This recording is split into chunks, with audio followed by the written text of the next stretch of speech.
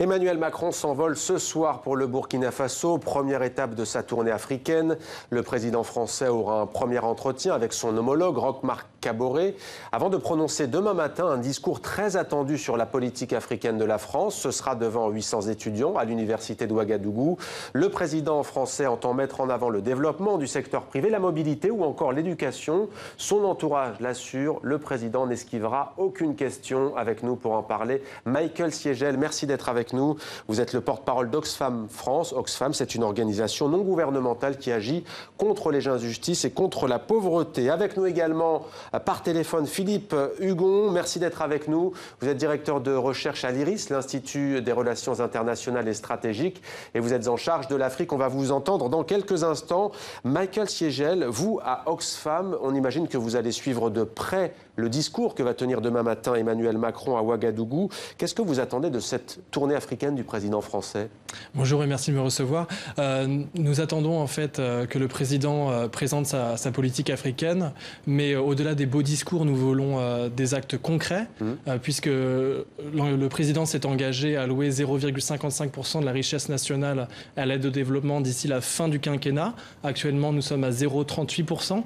Ça signifie trouver 6 milliards de plus en 5 ans. Or, pour le moment, nous n'avons que 100 millions d'euros d'augmentation dans le budget présenté pour l'année prochaine. Donc le compte n'y est pas. L'objectif international des Nations Unies, c'est d'atteindre 0,7%. Vous avez cité ces deux chiffres. Ce que les voisins de la France, que sont la Grande-Bretagne et l'Allemagne, ont réussi à faire, comment expliquez-vous cette différence? Clairement, c'est juste un problème de manque de volonté politique.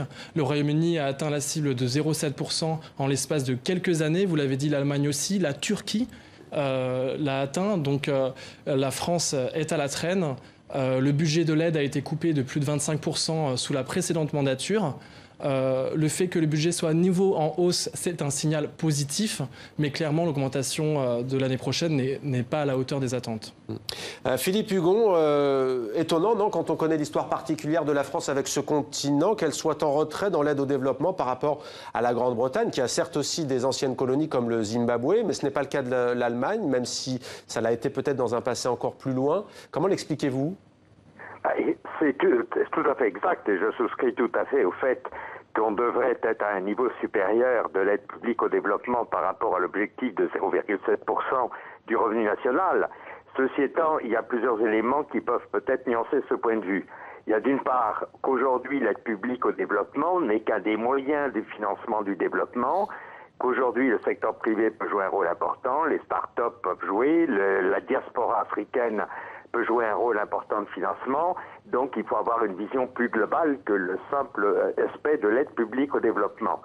Il faut d'autre part tenir compte des situations particulières de la France, qui est effectivement un des pays les plus endettés actuellement de l'Europe par rapport à son PIB, mais qui a également un certain nombre de fonctions régaliennes à réaliser, notamment en Afrique, parce qu'elle est membre à titre permanent du Conseil de sécurité, qu'elle assure de fait une intervention militaire dont on peut évidemment voir qu'elle est limitée par ses effets, compte tenu du fait que sans développement, il n'y a pas de réussite d'une action militaire, mais il est certain qu'actuellement le fardeau de la sécurité est assuré par la France et pas par les partenaires européens.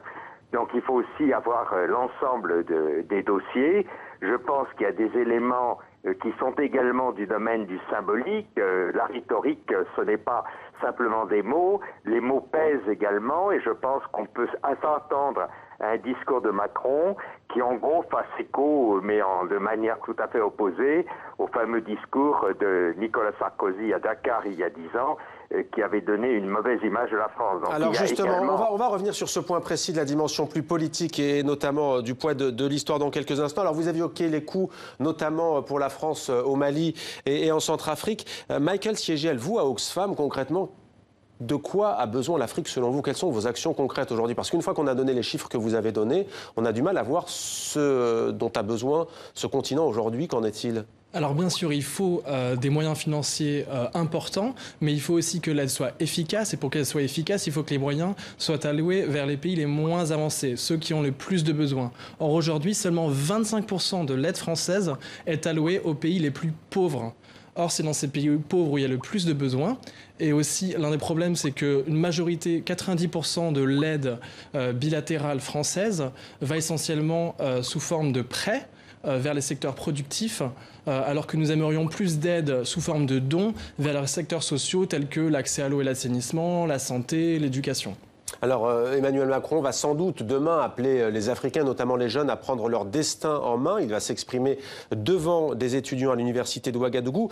Il semble qu'il va miser, ce n'est pas un secret, sur l'entrepreneuriat, sur le secteur privé. Comment est-ce que vous accueillez ces mesures, si elles venaient à être confirmées, en tous les cas, ce message? Ce message, c'est un bon message, puisque bien sûr, le secteur privé a toute sa place dans le développement social et surtout économique de l'Afrique. Mais le problème, c'est que nous ne voulons pas que l'aide soit détournée et instrumentalisée pour subventionner des entreprises françaises au détriment des PME africaines qui, elles, sont le vivier de l'emploi en Afrique. Et il ne faut pas aussi se faire des idées. Les start-up et les flux de capitaux ne permettront jamais de remplacer le rôle crucial de l'aide publique au développement pour soutenir les secteurs sociaux de base tels que l'accès à l'eau, l'accès à la santé, l'accès à l'éducation. Philippe Hugon, quel est votre avis sur cette question précise? Le libéralisme, en tout cas la libéralisation, ça peut aider l'Afrique à décoller? Oui, alors je pense qu'il faut évidemment des chefs d'entreprise, il faut des PME, il faut des très petites et moyennes entreprises qui sortent de ce qu'on appelle, hélas, le secteur informel, mais qui est l'élément régulateur principal. Il faut évidemment ne pas réduire la question de l'aide à un soutien des grandes entreprises ou des marchés pour les entreprises françaises. Moi, je pense que derrière cette question, et je suis tout à fait d'accord avec ce qu'a dit le représentant d'Oxfam, il faut évidemment que l'aide soit réorientée vers les pays les plus pauvres et je dirais vers les territoires les plus pauvres, c'est-à-dire vers le développement rural de manière générale, vers les zones les plus marginalisées et bien entendu il faut que l'accès à l'eau, à l'électricité, à l'eau, à la santé, à l'éducation, peut-être à l'électricité, soit assuré et notamment par des fonds publics. On peut aujourd'hui faire également des fonds mixtes dans certains cas, mais évidemment ça c'est prioritaire et donc ça je souscris tout à fait. Alors par contre, par rapport au rôle des PME, je crois que ce qu'il faut bien voir, c'est que un potentiel extrêmement important qui se trouve d'ailleurs derrière les conseillers du Conseil présidentiel pour l'Afrique d'Emmanuel Macron, c'est le rôle que peut jouer la diaspora. Il faut savoir que cette diaspora a des moyens financiers très élevés, qu'elle est au cœur des nouvelles technologies. Or, il faut des nouvelles technologies pour les transitions énergétiques, pour les différentes possibilités d'évolution de la société qui peuvent aussi bénéficier du numérique, etc. Et en plus, cette diaspora est prête, elle est souvent binationale, à réinvestir dans son pays. Donc je pense que derrière, ce n'est pas un enjeu uniquement de grosses entreprises françaises versus les petites entreprises africaines, c'est aussi de mobiliser l'ensemble des acteurs. Et je crois notamment que la diaspora peut jouer un rôle, mais il n'y a pas que la diaspora. Il faut voir aussi les acteurs aujourd'hui européens et pas simplement les acteurs français. Philippe Hugon, on le voit, donc beaucoup d'acteurs sur cette question économique. Emmanuel Macron n'a pas encore 40 ans, il les aura le mois prochain. Pendant la campagne électorale, il avait fait polémique en qualifiant la colonisation et notamment la colonisation en Algérie de crimes contre l'humanité et de barbarie. Qu'est-ce que ça change selon vous, l'arrivée d'un nouveau président français s'agissant des relations entre l'Afrique et la France? Alors, moi je pense que le fait qu'il soit jeune est effectivement en phase avec le fait que l'âge médian en Afrique, il faut le rappeler, c'est 20 ans. Et qu'ils sont gérés généralement par des gérontocrates qui, eux, sont très éloignés en termes de classe d'âge. Donc il a cette image évidemment qui est un élément qui peut jouer positivement. Alors, dans les mots qu'il a employés, moi je pense qu'il a employé des mots tout à fait exacts dans l'ensemble vis-à-vis de l'Afrique. Je crois qu'il a abordé un sujet tabou qui est central pour justement satisfaire les besoins d'éducation, de santé, d'emploi, etc. C'est la question du non-contrôle de la fécondité, notamment dans les pays sahéliens. C'est un des rares responsables qui a osé aborder cette question qui est absolument centrale. Et moi qui vais souvent en Afrique, c'est une question qui est très délicate à traiter. Je pense que sur le terme de la colonisation est un crime contre l'humanité, je peux dire mon point de vue, je pense qu'il aurait mieux fait de dire qu'il y a eu beaucoup de crimes contre l'humanité au sein du système colonial. Mais je crois qu'on n'a pas à traiter globalement la colonisation parce qu'elle doit être périodisée, qu'elle est extrêmement différente selon les lieux, etc.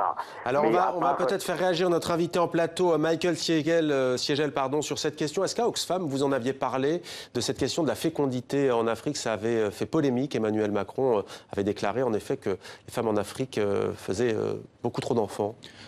Chez nous, chez Oxfam, on veut rester loin des polémiques.